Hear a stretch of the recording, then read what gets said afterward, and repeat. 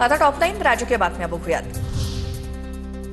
मंत्री जिरवाळांच्या viral video प्रकरणी गुन्हा दाखल। ट्रान्सजेंडरच्या तक्रारीवरती कफपरेड पोलीस ठाण्यात गुन्हा। ट्रान्सजेंडरच्या भावनाविरोधात कफपरेड पोलीस ठाण्यामध्ये गुन्हा दाखल, तर व्हिडिओ व्हायरल करण्याची धमकी दिल्याचा एफआयआर मध्ये आरोप। आमदार दीपक केसरकरांनी शनिवारी घेतलेल्या पत्रकार परिषदेवरती शिवसेनेच्या वरिष्ठांकडून नाराजी व्यक्त। खरातला 39 आमदार भेटले पण माझंच नाव का, असं वक्तव्य केसरकरांनी केलं होतं। त्यावरून नेत्यांची नाराजी असल्याची सूत्रांची माहिती।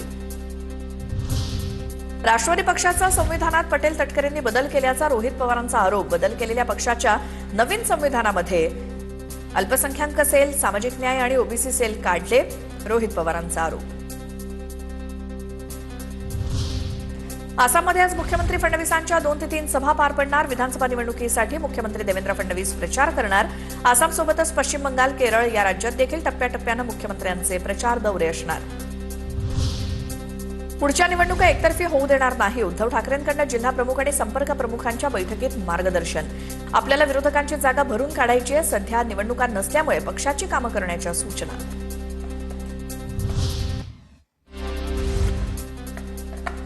पुन्हा पाहूयात बातम्या वेगवान। राहुल गांधींच्या भारत जोडो यात्रेमध्ये अनेक नक्षलवादी संघटनेचे लोक दिसले। काँग्रेस पक्ष आणि त्यांचे नेते नक्षलवाद्यांसारखे बनलेत। लोकसभेत बोलताना केंद्रीय गृहमंत्री अमित शहांचा काँग्रेसवरती राहुल गांधींवर निशाणा। महापालिका बैठकीत ठाकरेंच्या शिवसेनेच्या नगरसेवकांचा अपमान झाल्याचा गटनेत्या किशोरी पेडणेकरांचा आरोप। पेडणेकरांचा अमेय घोलेंवरती आरोप। महापौरांनी बोलावलेल्या बैठकीत आम्हाला सहभागी होऊ दिलं नाही, पेडणेकरांची प्रतिक्रिया। नागपूर जिल्ह्यातील कामठी कॅन्टोन्मेंट क्षेत्राचा येरखेडा नगरपंचायतीमध्ये समावेश करा। महसूल मंत्री बावनकुळेंची मागणी। या संदर्भात बावनकुळेंनी घेतली संरक्षण मंत्री राजनाथ सिंह यांची भेट। या भेटीमध्ये कामठी कॅन्टोन्मेंट परिसरातील नागरिकांना भेडसावणाऱ्या मूलभूत अडचणींवरती चर्चा। जालना विधानसभेच्या निवडणुकीमध्ये विजयी ठरलेले आमदार अर्जुन खोतकरांच्या निवडीला आव्हान देणारी याचिका फेटाळली।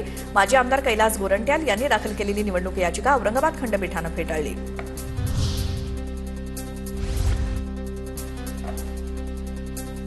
मुंबई महापालिका आयुक्तपदी अश्विनी भिडे। पहिल्यांदाच मुंबई पालिकेचं आयुक्तपद महिलेकडे। अश्विनी भिडे आज आयुक्तपदाची सूत्र स्वीकारणार। भारतीय रेल्वेकडून उद्यापासून तिकीट रद्द आणि रिफंड नियमांमध्ये मोठे बदल लागू होणार। आता ट्रेन सुटण्याच्या 8 तास आधी तिकीट रद्द केल्यास कोणताही परवाना मिळणार नाही, तर 72 तास आधी तिकिटात बदल केल्यास सर्वाधिक रिफंड मिळणार। राज्यात पुढील 3 ते 4 दिवस पावसाची शक्यता। हवामान विभागाकडून राज्यातील बहुतांश भागांना पावसाचा ऑरेंज अलर्ट। मागील काही दिवसांपासून राज्यातील हवामानात झपाट्यानं बदल। महाराष्ट्र गुजरातला जोडणाऱ्या वंदे भारतच्या डब्यात वाढ। वंदे भारत एक्सप्रेस 20 डब्यांसह धावणार। प्रवाशांची वाढती संख्या पाहता वंदे भारत एक्सप्रेसच्या डब्यांच्या संख्येत वाढ। उद्यापासून राष्ट्रीय महामार्ग प्रवास महागणार। फास्टॅग वार्षिक टोल पासच्या किमतीत वाढ। गेल्या वर्षी 3000 रुपयांना लॉन्च करण्यात आलेला वार्षिक पास 75 रुपयांनी महागला।